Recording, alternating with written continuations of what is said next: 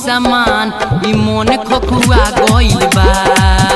रानी लेवे खाती तूर होई सामान ई मन खोखुआ गइल बा। काठी बचल बाकी दिहिए भतार यार सब खा गइल बा। रानी लेवे खाती तूर होई सामान ई मन खोखुआ गइल बा। काठी बचल बाकी दिहिए भतार यार सब खा गइल बा।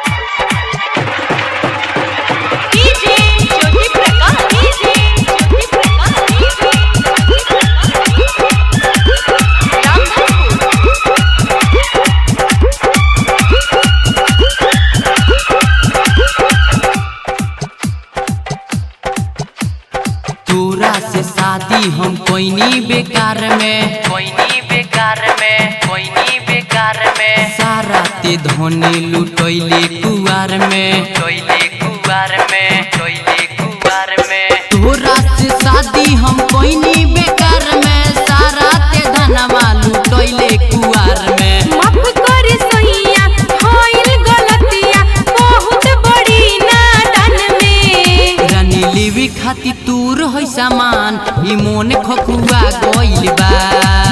काठी बचल बाकी दिहिए भतार यार सब खा गइल बा।